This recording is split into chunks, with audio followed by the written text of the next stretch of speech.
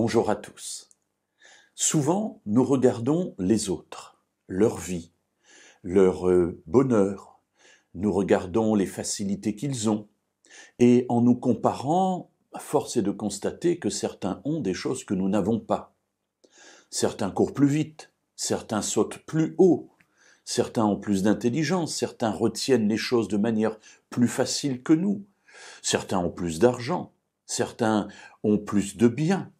Et finalement, le regard que nous portons sur les autres, évidemment, déteint sur nous parce que dans cette attitude de comparaison, on en ressort parfois un peu frustré. Il est vrai que si l'on considère, j'allais dire objectivement, les gens qui se trouvent autour de nous, on en trouvera toujours qui auront plus que nous dans tel ou tel domaine. Alors cela est particulièrement vrai chez les adolescents. Quand ils comparent leur famille avec les familles de leurs amis, les familles des amis sont toujours meilleures que leurs familles, parce qu'ils ne se disputent jamais, parce qu'ils s'entendent bien, parce qu'ils s'aiment. Alors ils oublient qu'une fois la porte fermée, ces familles-là redeviennent des familles normales, parce que le jeune homme ou la jeune fille qui a été accueilli pendant quelques heures chez eux, est parti. Et puis finalement, quand on prend de l'âge, on s'aperçoit, en regardant notre vie passée et nos familles, que certes, il y avait des difficultés, certes, il pouvait y avoir des dysfonctionnements, mais que c'était une famille un peu comme toutes les familles normales, c'est-à-dire que chacun faisait un peu ce qu'il pouvait.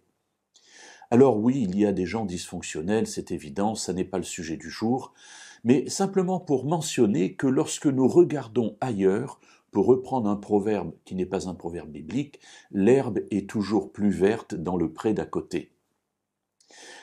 L'Ecclésiaste, le roi Salomon, a réfléchi un peu à tout cela. Vous savez qu'il a eu une vie un peu particulière, il a été roi, un roi avec énormément de possessions, mais un roi aussi qui s'est éloigné de Dieu peu à peu jusqu'à pécher gravement contre lui et qui a amené peu à peu son peuple à la révolte tellement il l'oppressait.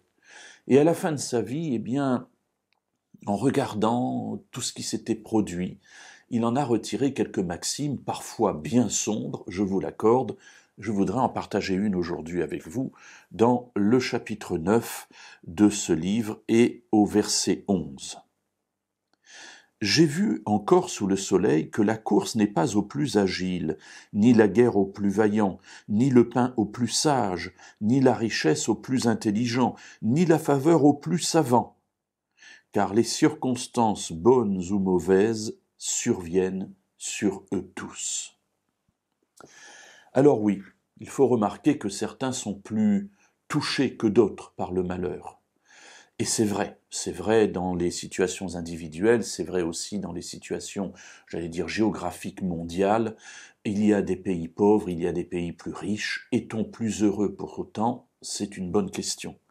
En tout cas, ici, l'Ecclésiaste dit, au bout du compte, quoi que l'on fasse, quelles que soient les qualités, les bénédictions que nous avons pu avoir dans notre vie, au bout d'un moment, les circonstances bonnes ou mauvaises surviennent sur chacun.